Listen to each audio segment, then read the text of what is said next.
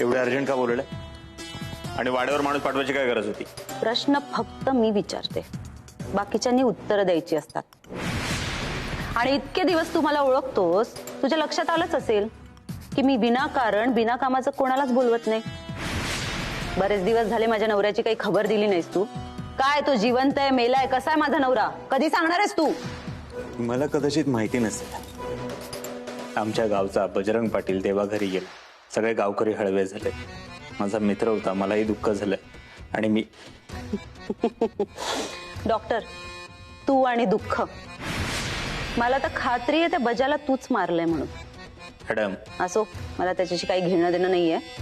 मला फक्त एवढं सांग, माझ्या नवऱ्याचं काय करायचं ठरवलंयस तू? काय करायचं ठरवलं म्हणजे? काहीच नाही, जे चाललंय ते चांगलं चाललंय. तो सुटला तर तुम्हाला त्रास आणि मेला तर मला त्रास. डॉक्टर, तू खूप हुशार आणि शातीर आहेस, याची पुरेपूर कल्पना आहे मला. पण हे सतत दाखवायची गरज नाहीये. चांगला प्लॅन आहे तुझा हा. माझ्याकडून पैसे खात राहायचे आणि अडकायचंही नाही.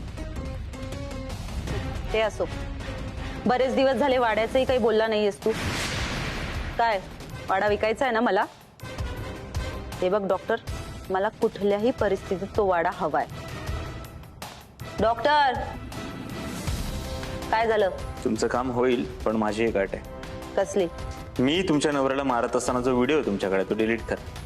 ज्या दिवशी तो वाडा माझ्या नावावर होईल, त्या दिवशी तो व्हिडिओ कायमचा डिलीट होऊन जाईल. विश्वास ठेव तुमच्यावर. शब्द देते मी. बाय. डॉक्टर, तुझा व्हिडिओ नाही तर या जगातून तू कायमचा डिलीट होणार आहेस.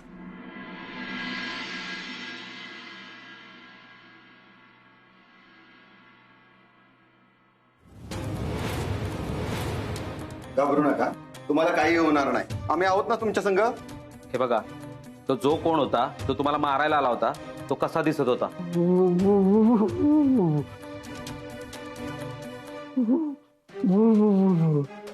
कळलं असं बोला की.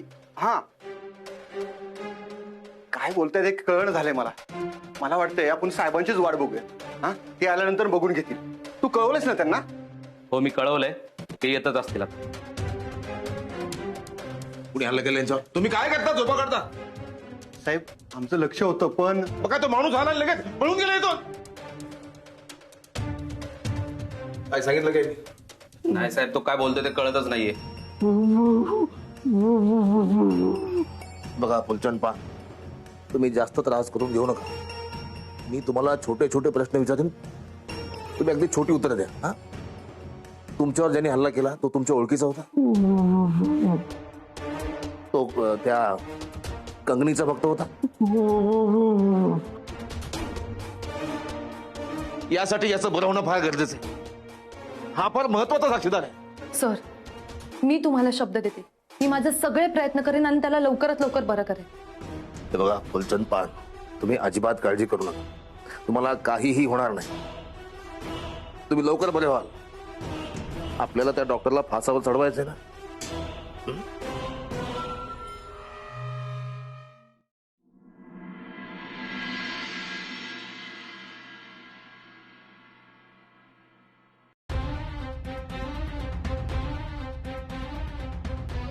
असं झोपून चालणार नाही. तो डॉक्टर कधीही माझा काटा काढेल. मला सावध राहिलं पाहिजे. ही माझी बायको आणि तो जामकर कधी याला पकडणार आहे कोणास ठाऊक. इथे रोज मरण डोळ्यासमोर दिसतंय मला. माजी आमदार जनार्दन गायकवाड, कसे आहात? कसं बोलणार?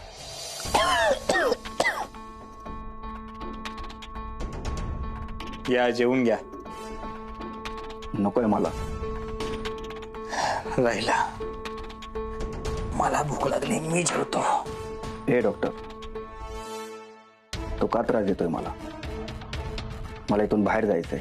तुला वाटेल तेवढा पैसा मी द्यायला तयार आहे. तू सांग, तुला किती पैसे पाहिजे? 5 कोटी. दिले दिले 5 कोटी दिले. आता तरी सोड.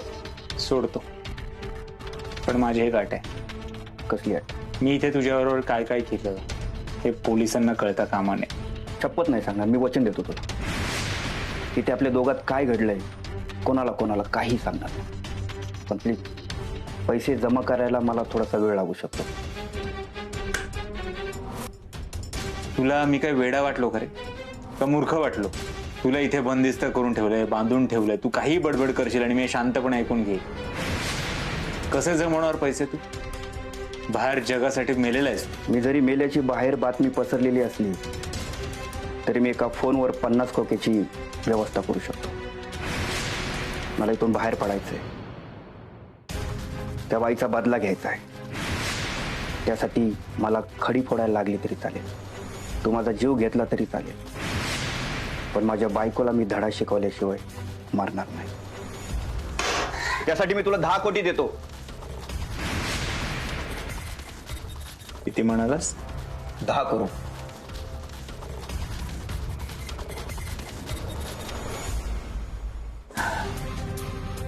तू मला 10 करोड देणार कसे?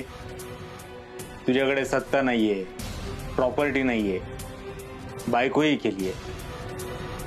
कसं देणारच 10 करोड? एवढं सोपं नाहीये माझ्या हातून सगळं काढून घेणं.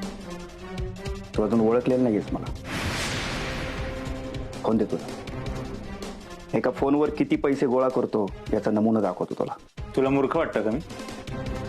तू फोन केलास आणि बाहेर मला अडकवलं तर? तशी इच्छा असली तरी मी करू शकत नाही. तुला अडकवण्यासाठी मी माझा जीव धोक्यात नाही घालू शकत. एवढी मोठी रिस्क नाही घेऊ शकत. मला माहिती आहे तू कोणत्याही क्षणी माझा जीव घेशील. जर तुला पैसे पाहिजे असतील तर माझ्यावर विश्वास ठेवावाच लागेल. चला, तुला कल्पना आहे तर मी काय करू शकतो याची. समजा तुझ्या माणसाला फोन करतोय, त्याने बाहेर कोणाला सांगितलं, असं काही केलं तर? नाही करणार. माझी माणसं आहेत ती. त्यांना चुकीची शिक्षा माहिती आहे काय असते ते. फोन दे.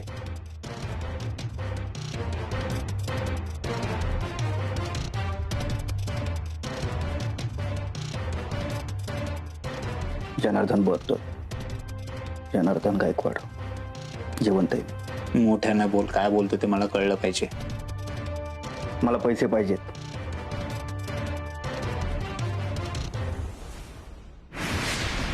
आता तुला कळेल फोनवर किती पैसे येतात ते. माझ्याशी दगा फटका करण्याचा विचार केला तर? जागेवर जीव घे माझा.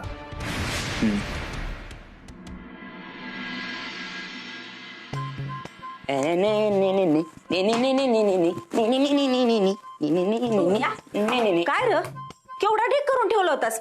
बर मला सांग, यातली कुठली कापड धुवायची आहेत? मला तर ह्यातली कुठली धुवायची सांगतो. ते थांब. ह्यो नको धू. ह्यो काळच घातला होता. ह्यो बी नको धूस. ह्यो लय चुरगाळलाय. मग ह्याला धू. आपल्याकडे आता इस्त्री नाही ना, मग ह्याला धू. ह्याचा वास येतोय, मग ह्याला बी धू. मग ह्याला वाईट वाटेल. मग एक काम कर, ही एवढी समधी कपडे धुवून टाक. मग आधीच सांगायचं ना समधी धुवायचेत म्हणून. एवढं लांबड लावायची काय गरज आहे? आणि मला काय 10 हात आहेत होय सारखी कामं करायला?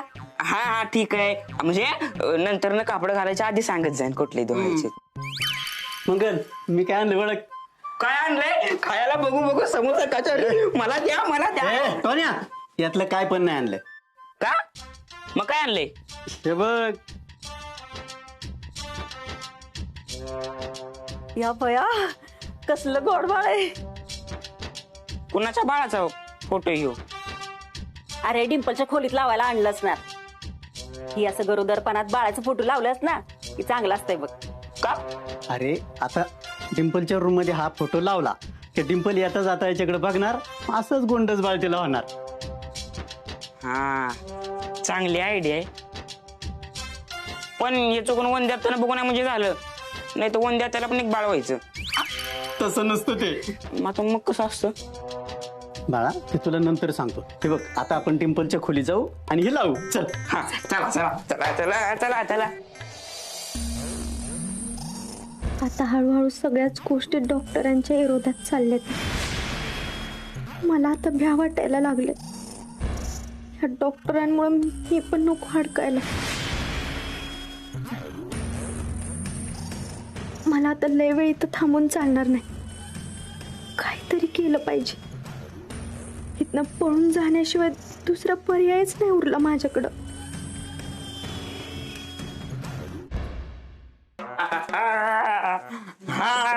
मम्मी कुठे गेली? हा मम्मी, आपण हिथं लावूयात.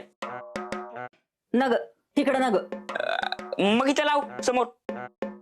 नगर हा या भीतीवर लावूया. मंगल तू म्हणते ती मला पडते, आपण हेच भीतीला लावू. कशाबद्दल बोलताय तुम्ही? काय लावायचं हाय? डिंपल तू अशी झोपतीस ना, म्हणजे तिकडच बरोबर आहे रे, म्हणजे येता जाता दिसल तिला. पण काय लावणार आहे ते तरी सांगा ना.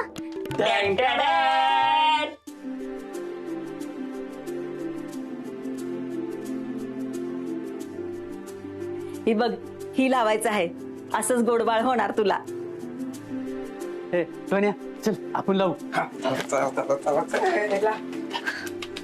मम्मी डिंपे, लई मोठा आनंदाचा क्षण घेऊन आलीस आमच्या आयुष्यात. आता कुठं एवढा आनंदानं भरल्यागत वाटायला लागलाय. तुझा आभार कसं मानू ना तीच कळणं झालंय मला. बया, माझी लेक आता आई होणार. लहानपणी लई त्रास द्यायचीस ना मला. आता तुला कळल आई होणं म्हणजे किती अवघड असतंय ती. हे बघा झालं लावून. डिंपल, हे असं गोंडस बाळ आपल्या घरात येणार आणि माझ्या नातवंडाला ना मी माझ्या कुशीत घेऊन रोज झोपणार आहे. का बरं? आणि मी काय पाप केले तेव्हा? मग मी तरी काय पाप केलंय? तुम्ही दोघं मला कुशीत घेऊन झोपायचा, पण आता मी माझ्या भाच्याला कुशीत घेऊन झोपणार. त्याला असं माझ्यासारखं हुशार बनवणार. Smart smart. तू आणि हुशार, तू लांबच राहा माझ्या नातवंडापासून. डिंपल, मी त्याला पाटकुळी घेणार, असा गावभर फिरवणार, त्याला ना रानात पण घेऊन जाणार, छोटासा नाजूकसा घास पण भरवणार. मम्मी पप्पा टोन्या, तुम्ही सगळे किती चांगले आहे, किती जीव लावताय मला. बया, हा तू आमची लेक आहेस. आम्ही कौतुक नाही करणार तर कोण करणार ग? पण तू हायसच अशी जीव लावण्यासारखी. आता कसं सांगू तुम्हाला, मी तुम्हाला जीव लावण्यासारखी वाटते, पण माझ्या या हातांनीच आपण कोणाचा तरी जीव घेतलाय हे जेव्हा तुम्हाला समजेल तेव्हा काय वाटेल तुम्हाला? तेव्हा पण असंच प्रेम कराल का माझ्यावर?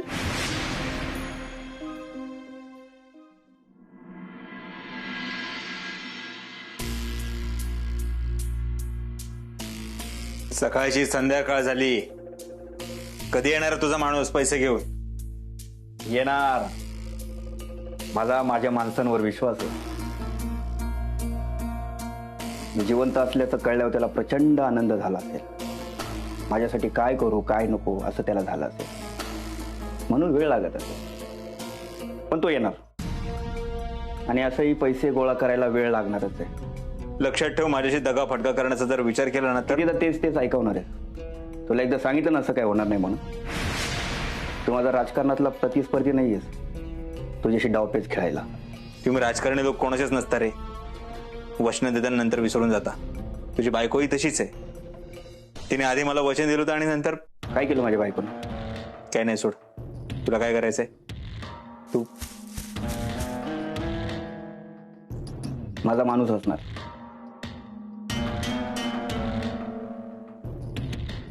बोल. साहेब मी आलोय. तू जिथं थांबलायस तिथं बॅग ठेव, मागे वळून बघू नकोस. ठीक आहे साहेब. मला शोधायचा प्रयत्न करू नको, आणि जंगलाबाहेर गेलंस तर मिस कॉल दे.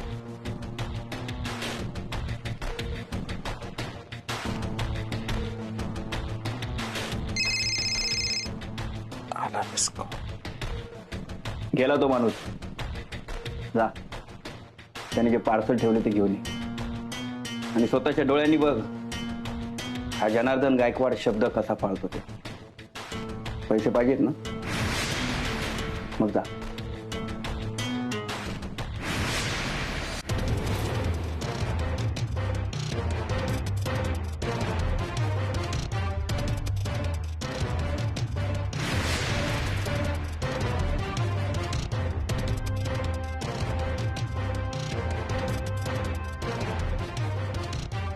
ही फक्त झलक आहे डॉक्टर. जर मला इथून सोडलंच तर आयुष्यभरासाठी मालामाल होते.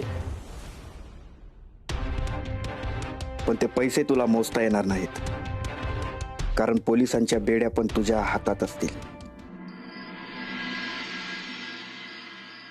अगं काय डिंपे, एवढा हळूहळू इथं चालतीयास. हिथल्या इथं अशा फेऱ्या मारून काय उपयोग नाही. पोटुशी हायस ना, मग लय मोठ्या चक्रा मारल्या पाहिजेत. आणि फेरफटका मारता मारता आपला वाडा कोण विकत घेतय का नाही हे विचारायचं. पण तसलं तुला काय सुचायचंच नाही. डिंपल, हिला ना चक्रा मारता मारता ना इष्टीला बसून ये पिटळून तिला सासरे, त्याशिवाय तिला अक्कल नाही यायची. परत जर का वाडा इकायचा विषय काढलाच ना तर तुझ्या तोंडात घोगऱ्यात भरून तुझं तोंड बंद करीन बघ. ठीक आहे, दूध पी बाया, दूध पी. अजून काय चांगलं चुंगलं खायचं असेल ते खा. आता गरोदर आहेस ना म्हणून तुझी सेवा चालली.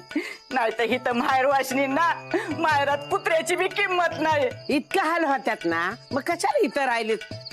कंगनी बाबा,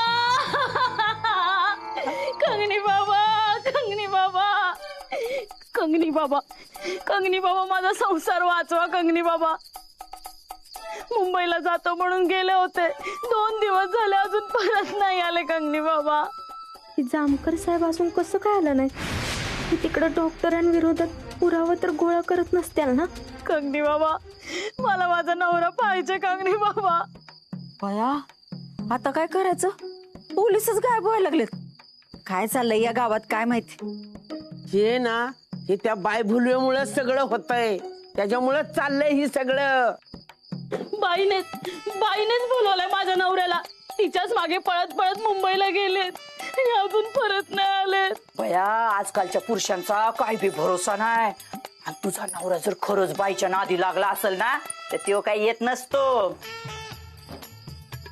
माझा नवरा काय कमी केलं कमी त्याच्यासाठी. अवताळ हाताच्या फोडाप्रमाणे सांभाळलं त्याला. त्यांनी जेवण केलं, मी निमूटपणे जेवले. त्यांनी अंथरून घातलं, मी निमूटपणे झोपले. कसली म्हणून तक्रार केली नाही की भांडी अशीच का घासली, कपडे असेच का धुतले, काही म्हणून बोलली नाही. आणि हा माणूस असा वागला माझ्याशी. बया, ही तर माझ्या पुढची निघाली. एवढी कामं सांगतात का कधी नवऱ्याला. डॉक्टरच माझी मदत करू शकतात. कुठे आहेत डॉक्टर? बोलवा ना त्यांना. डॉक्टर नाही ती घरात. तुम्हाला डॉक्टरांचा नंबर देते आम्ही.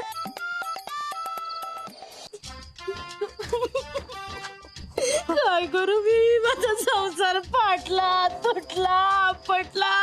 आता काय करू मी? तुम्ही आधी रडायचं बंद करा.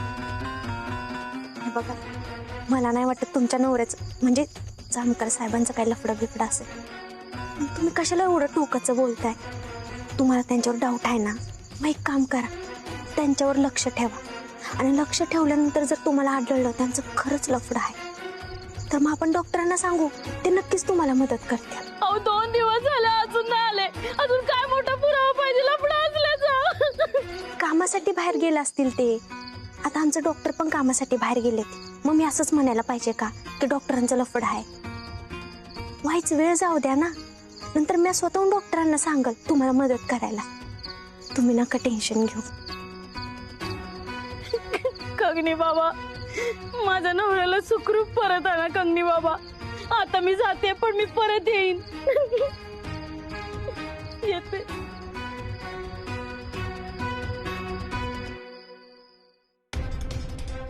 मोजायची गरज नाही डॉक्टर. 15 लाख असतील. मी माझा दिलेला शब्द पाळलाय डॉक्टर. आता तूही तुझा शब्द पाळ. मला सोड. लवकरच 10 करोड तुझ्या हातात असतील. सोडतो तुला, पण माझी एक अट आहे. कोणती अट? मला पैसे लगेच पाहिजेत. आणि इथे काय घडलं हे पोलिसांना न सांगण्याची खात्री. तुला कितीदा सांगितलं असं काही होणार नाही. मला माहिती आहे तू फक्त एक प्यादा आहेस. खरी सूत्रधार माझी बायको आहे. मला तिला बरबाद करायचंय. तू काळजी करू नकोस. मी तुझं कुठंही नाव येऊ देणार नाही. सोड मला. आणि तुझे पैसेही तुला लवकरच मिळतील. विश्वास ठेव माझ्यावर. कसला विचार करतोय? मी तुझ्या फायद्याचंच बोलतोय. माझा फायदा कशात आहे हे तू सांगण्याची गरज नाही मला. तो बरोबर कळतो मला. आणि दुसरी गोष्ट, व्यवहाराची डील तू नाही करायची. डीलची ऑफर मी देणार, मला वाटेल तेव्हा.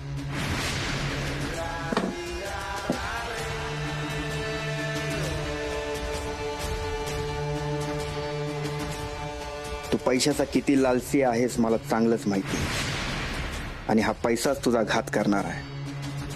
तू आमच्या जाळ्यात अडकलाय डॉक्टर.